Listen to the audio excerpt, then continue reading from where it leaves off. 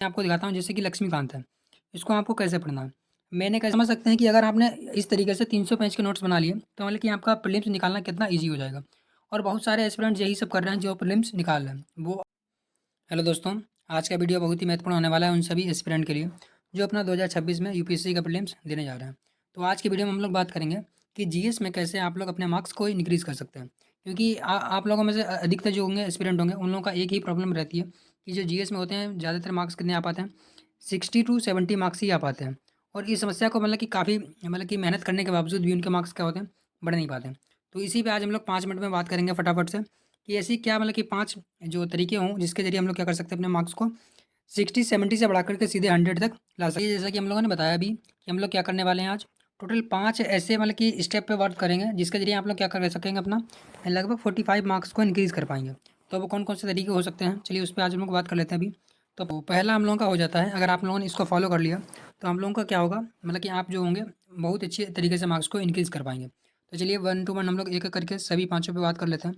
पहला तो ये है कि आप लोगों को क्या करना है, जो बुक्स आप लोग फॉलो कर रहे हैं, जो भी बुक्स आप लोग फॉलो कर रहे हैं तो उसके क्या कर लीजिएगा, शॉर्ट नोट्स ज़रूर बना लीजिएगा। क्योंकि अक्सर 90% जो कि एस्पिरेंट होते हैं, सबसे बड़ी मिस्टेक यही करते हैं कि वो क्या करते हैं, अपने प्रीलिम्स के लिए शॉर्ट नोट्स नहीं बनाते हैं। उसके बाद में क्या हो सकता है, और मैं आपको अभी दिखाते भी चलूँगा कि मैंने अपने नोट्स कैसे बनाए थे और बुक्स में ही कैसे नोट्स बनाए जा सकते हैं। और साथ ही साथ जो भी आप बुक्स पढ़ें उसको अंडरलाइन ज़रूर करते चलें। क्योंकि आप लास्ट टाइम में क्या होंगे, अगर बुक को उठाएँगे तो फिर आप बुक को पूरा का पूरा देखेंगे तो पूरा बहुत भारी बुक लगेगी।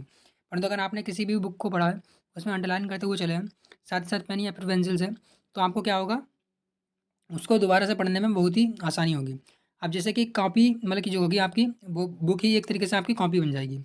अभी जैसे कि मैं आपको दिखाता हूँ, जैसे कि लक्ष्मीकांत है, इसको आपको कैसे पढ़ना है, मैंने कैसे पढ़ा था और आप बाकी आप इसको किस तरीके से पढ़ सकते हैं, कि वो आपके ऊपर डिपेंड करता है। तो जैसे कि मैं क्या कर रहा हूँ, जो अपना कि मेन पेज होता है, यानी कि इधर साइड में आप देख रहे हो कि जगह खाली मिलती है। तो आप लोग देख रहे होंगे कि इधर साइड में क्या होता है, जगह खाली मिलती है। तो मैंने क्या किया, जो संसद है यानी कि संसद का कंप्लीट जो भी इन्फॉर्मेशन थी, जो भी एग्ज़ाम में आने लायक, तो यहाँ पे ही हम लोगों ने लिख दी। तो आप लोग इसका भी इस्तेमाल कर सकते हैं और इस तरीके से कि इस स्ट्रेटजी का भी फॉलो कर सकते हैं। तो वैसे लक्ष्मीकांत का मैंने शॉर्ट नोट्स में नहीं बनाया था, क्योंकि आप लोग जानते होंगे लक्ष्मीकांत को अगर आपने अच्छे से पढ़ लिया और मल्टीपल टाइम्स रिवीजन कर लिया है, तो क्या होता है कि आपको डायरेक्ट क्वेश्चन मिल जाते हैं। और लक्ष्मीकांत के आप नोट्स भी अगर बनाएंगे तो कहाँ तक बनाएंगे। तो इसलिए मैंने क्या किया था, इस बुक को ही बना लिया था, अपना नोट्स बना लिया था। और इसको दोबारा पढ़ने में केवल कितना, मात्र 8 से 10 घंटे लगते हैं और कंप्लीट 700-800 पेज की लक्ष्मीकांत आपको आराम से पढ़ जाएंगे। तो इसी तरीके से आप लोग देख रहे होंगे कि सारा का सारा अंडरलाइन है, और बस इसको क्या होता है, आंखों में एक बार स्कैन करना होता है और कंप्लीट एक ही बार में पता लग जाता है कि इस पेज में क्या है। जैसे आप अगले पेज में भी देख रहे होंगे, जो कि हमारा है सीबीआई के बारे में। तो देख रहे होंगे सीबीआई के बारे में हम लोगों ने जो भी इंपॉर्टेंट पॉइंट थे यहाँ पे लिख दिया, और यहाँ पे भी शॉर्ट में जो भी लिख दिया। तो इस प्रकार से भी आप कर सकते हैं। उसके बाद हम लोगों का सेकंड पॉइंट आता है कि सेकंड पॉइंट हम लोगों को क्या करना चाहिए, जो हम लोगों के मार्क्स जो हैं 60 से सीधे 100 तक पहुँच सकें। तो सेकंड मार्क कि तरीका हम लोग का ये होना चाहिए कि सबसे पहले तो क्या है, पीवाईक्यू, कि पीवाईक्यू जो एक तरीके से यूपीएससी हो या फिर यूपी पीसीएस हो। तो पीवाईक्यू क्या है, पूरी पूरी की पूरी यूपीएससी और यूपी पीसीएस की रीढ़ की हड्डी है। अगर आप लोगों ने पीवाईक्यू को छोड़ दिया तो इसका प्रीलिम्स तो नहीं होने वाला है। तो सबसे पहले तो क्या आपको पीवाईक्यू को करना है। और यहाँ पे एक कि कॉमन मिस्टेक सारे स्टूडेंट शायद करते होंगे या फिर मैंने भी की थी, जो कि क्या होता है, पीवाईक्यू को आप लोग क्या कर सकते हैं, कंटेंट के रूप में फॉलो करने लगते हैं। कि आपको कि दिमाग में ये चलता है कि क्वेश्चन जो क्या होगा, रिपीट हो जाएगा। हालांकि क्वेश्चन तो रिपीट होता है, परंतु आपको उसको एक कंटेंट के रूप में नहीं देखना है, बल्कि क्या देखना है, क्वेश्चन को फ्रेमिंग के रूप में देखना है। यानी कि क्वेश्चन कैसे बना रहा है, अगर एग्जामिनर जो है वो क्वेश्चन को कैसे बना रहा है, बस आपको फ्रेमिंग के रूप में देखना है। साथ ही साथ उसका कंटेंट तो कॉपी होगा, वो आपको बोनस में मिलेगा। परंतु अगर आप लोगों ने एक चीज़ सीख ली कि क्वेश्चन की फ्रेमिंग कैसे होती है, तो वो आपको क्या होगी, सारे के सारे क्वेश्चन आपको एक तरीके से लगेंगे कि जाने हुए ही हैं। बस अगर आपको कंसेप्ट आता है तो वो तो ईजिली आप उसको क्लियर कर पाएंगे।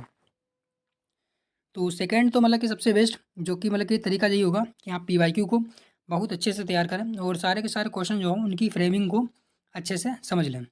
और अगला हमारा था जो टिप नंबर 3 या फिर जो भी हमारा तरीका नंबर 3 है, वो क्या करना चाहिए, चलिए उसके ऊपर बात कर लेते हैं। तो तीसरा नंबर आता है हमारा क्या, करंट अफेयर्स के लिए, क्योंकि करंट अफेयर्स में काफ़ी कन्फ्यूज़न रहता है लोगों को।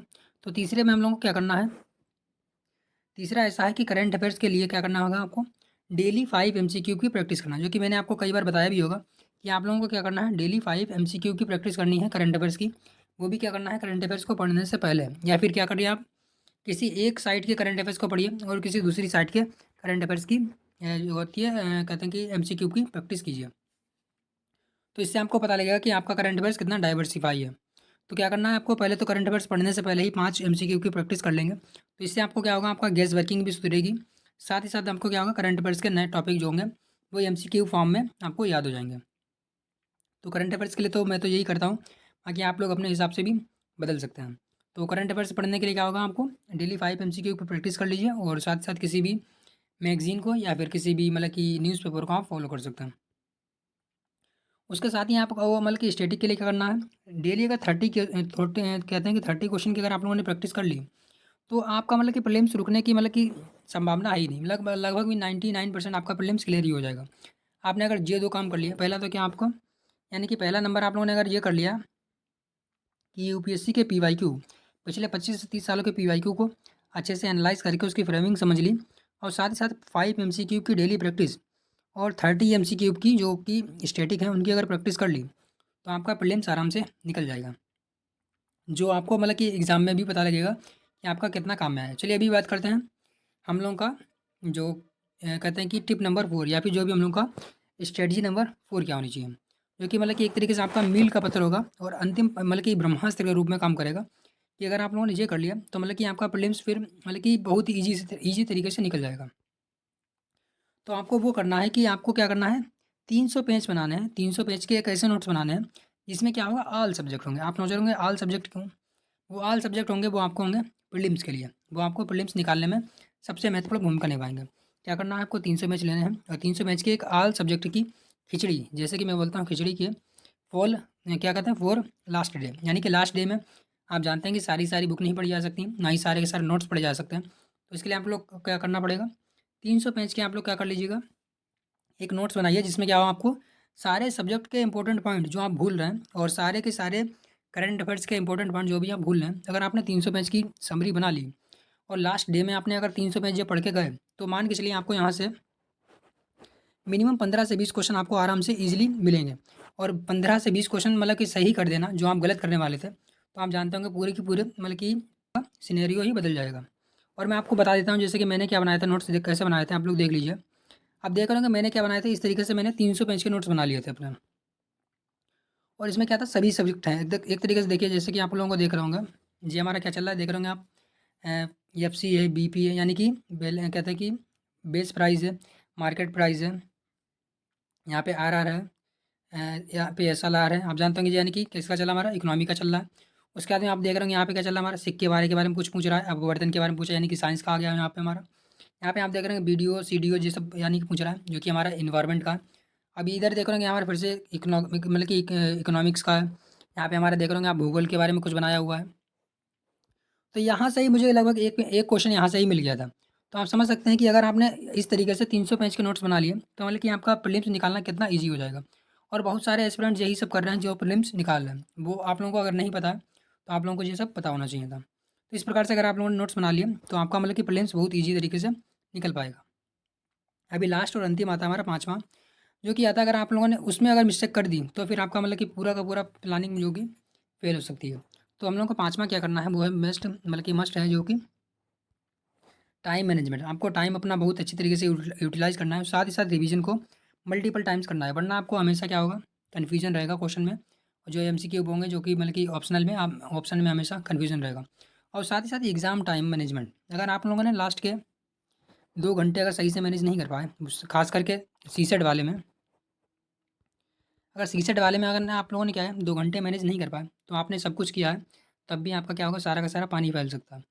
तो इसमें क्या होगा, आपको लास्ट के 2 घंटे बहुत अच्छी तरीके से मैनेज करना है, बहुत ही काम और कूल होकर के पेपर मतलब कि जो भी एग्ज़ाम हो आपको देना है। तो अगर आप लोगों ने इतना कर लिया, तो आपका मतलब कि प्रीलिम्स निकलना बहुत ईजी हो जाएगा। और मतलब कि हालांकि आप जानते होंगे यूपीएससी का प्रीलिम्स मतलब कि कोई गारंटी नहीं होती कि आप निकाल ही देंगे, परंतु मतलब कि अगर आप लोगों ने सब कुछ किया है, तो मतलब कि आपके निकालने की संभावना बहुत अधिक बढ़ जाती है। तो यही हम लोगों की मतलब कि फाइनल प्लानिंग रहेगी कि अगर आप लोगों ने इन 5 स्टेप को फॉलो कर लिया, तो आपका प्रीलिम्स निकालना लगभग मतलब कि तय रहेगा। तो इस प्रकार से आप लोग बताइएगा कि आप लोगों को स्ट्रेटजी कैसी लगी। बाकी आप लोग वीडियो को लाइक कर लीजिएगा और चैनल को सब्सक्राइब भी कर लीजिएगा। तो चलिए मिलते हैं नेक्स्ट वीडियो में।